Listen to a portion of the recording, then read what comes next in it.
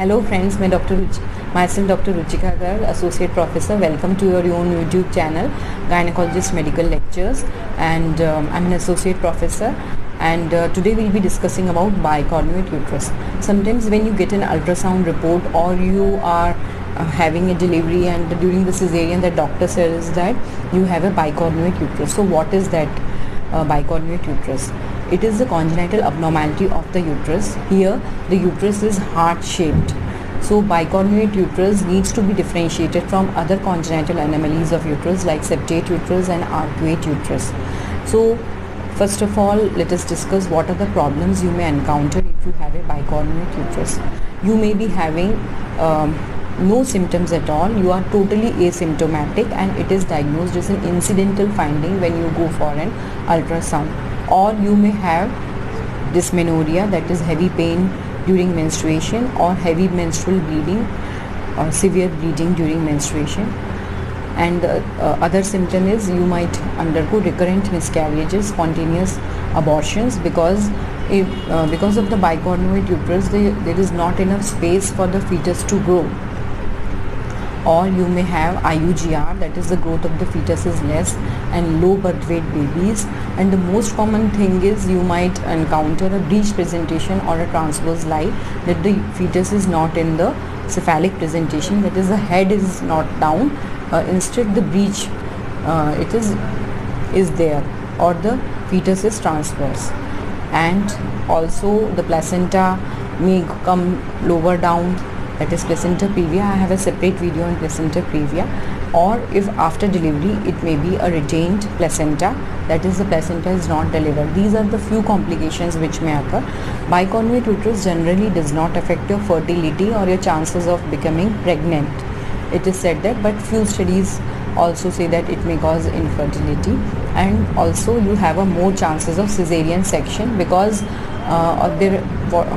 and obstructed labor also. So let us see what is bicornuate uterus. So it's a Mullerian anomaly, that is normally how the uterus develops. We should understand that there are two paramesonephric duct, two tubes, and they meet in between, and then when they meet in between, the middle septum, it disappears or it is reabsorbed. But if the two they meet and they fuse with each other, but if it is not, they don't undergo fusion, then it may lead to a bicornuate uterus. And after fusion the middle septum is reabsorbed. Sometimes it happens that they fuse but the medial septum in between that is not reabsorbed, then it might lead to a septate uterus. Septate uterus is the most common congenital abnormality of the uterus, and the bicornuate uterus is the second most common abnormality. Septate uterus also leads to so many abortions and infertility. And the third condition which can be confused with a bicornuate uterus is an arcuate uterus. And how to diagnose it? How can we know? So HSG is the modality in which normally hysterosalpingography we test for the tubal patency, but when we put a dye from below we also get the uterine contour. We can know the shape of the uterus. Second thing is by ultrasound. Nowadays 2D, 3D, 4D, good quality ultrasounds are available. You can very well know from the ultrasound. If there are few ultrasound criterias, that is if the angle between the two cornua of the uterus, which are this one cornua and two cornua, if the angle is more than 105 degree, then the chances are it's bicornuate uterus. And as I've said that we have to differentiate it from septate uterus, and generally the complete septate uterus, the angle is less than 75 degree or it is less than 90 degree generally. And suppose if we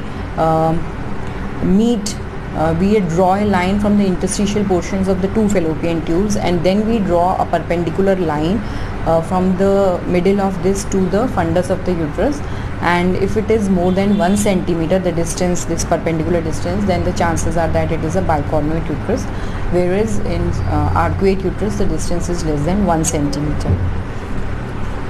Okay.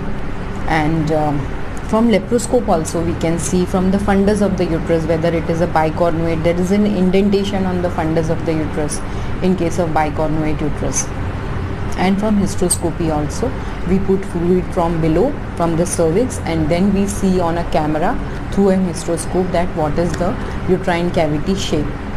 So need not worry, you should consult your gynecologist, because many times it is asymptomatic, it does not cause any problem, but sometimes it may cause certain problems.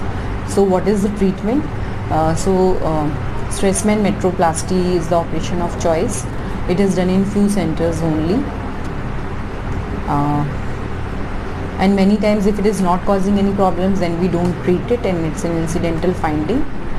And the one more thing, people ask that I am using copper T or I am using an IUCD and multi-load or Mirena.